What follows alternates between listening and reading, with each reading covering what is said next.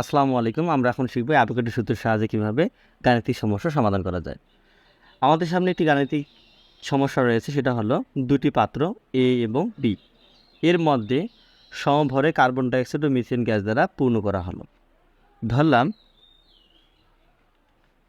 এ একটা পাত্র রয়েছে, বি একটা পাত্র রয়েছে।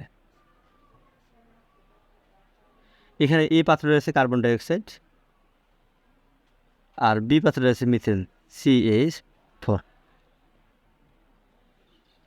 একই তাপমাত্রার পাত্র দুটি গ্যাসের চাপ সমান পাওয়া গেল। দুটি একই তাপমাত্রা থাকে, ধরলাম দুটি তাপমাত্রা টি। একই তাপমাত্রায় দুটি গ্যাসের চাপের পরিমাণ একই পাওয়া গেল, চাপ ধরলাম পি।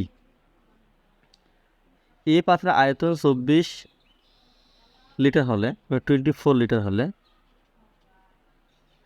বি এর আয়তন কত? এর আয়তনটা আমাদের কী করতে হবে? বের করতে হবে। আমরা এখন বি এক কথা মিথেন গ্যাসের আয়তন কত লিটার সেটা আমরা কি করব? বের করব। প্রথমে লিখি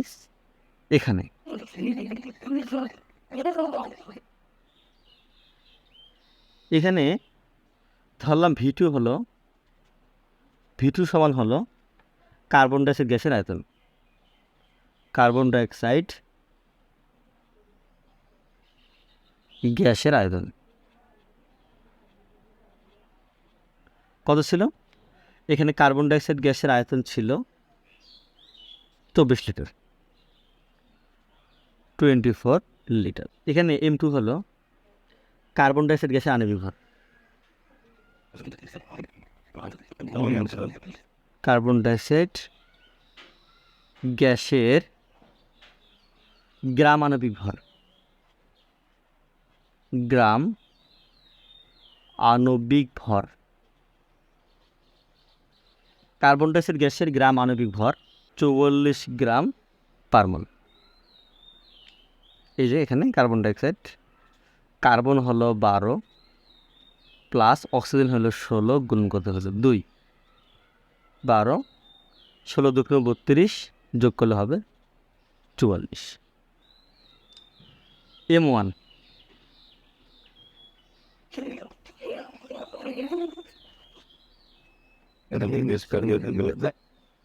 M1 হলো মিথেন গ্যাসের আণবিক ভর CH4। মিথেন গ্যাসের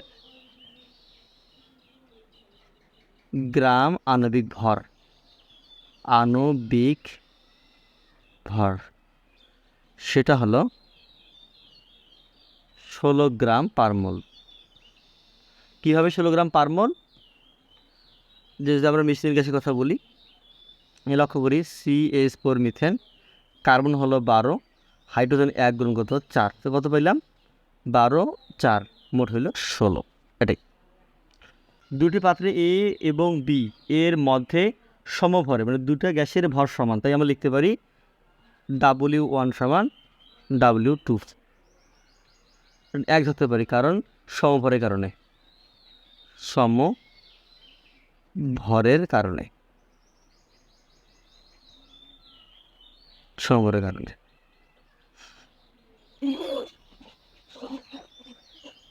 এখন অ্যাভোগাড্রো সূত্রের গাণিতিক ব্যাখ্যা থেকে আমরা জানি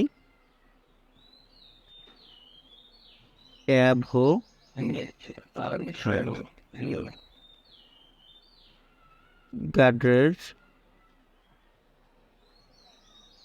সূত্রের গাণিতিক ব্যাখ্যা। গাণিতিক ব্যাখ্যা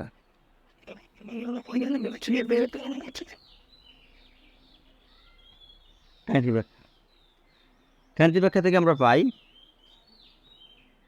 V1 বাই V2 সমান N1 বাই N2। বা যদি আমরা V1 ঠিক রাখি তাহলে কী হবে? N1 N2 ঠিক রাখলাম, এখানে V2 ছিল ভাগ, এটা গুণ করে দিলাম V2। এখন যদি আমরা V2টা ঠিক রাখি তাহলে এখানে আমরা জানি N1 সমান কি? W1 বাই M1, বা এখানে N2 সমান W2 বাই M2। তাহলে আমরা কি পাইলাম? V2 সমান আমরা পাইতেছি W1 বাই M1 গুণন m2/w2 বাস। এখন যেহেতু দুটার ভর সমান 1, তাই আমরা w1 আর w1 w2 কাটতে পারি। থাকলো তাহলে কি v2 ইন্টু m2/n। যদি আমরা মানগুলো বসাই দিই কী পাবো আমরা, লক্ষ্য করি v2 মান কত ছিল এখানে 24 লিটার, আর m2 কত ছিল এখানে 44, আর m1 কত ছিল 16। তাহলে হিসেব করলে কত পাবো আমরা, লক্ষ্য করে দেখি 24 গুণন 44 ভাগ 16, মান পেয়ে যাব 66। আয়তনে এখন আমরা কি নিয়েছিলাম এখানে, আজ এখন লিটার নিয়েছিলাম, তাই আমরা লিটার পেয়ে যাব, এত লিটার। প্রশ্ন বলছিল পাত্র বি এর আয়তন কত লিটার হবে, বি এর আয়তন হবে 66 লিটার।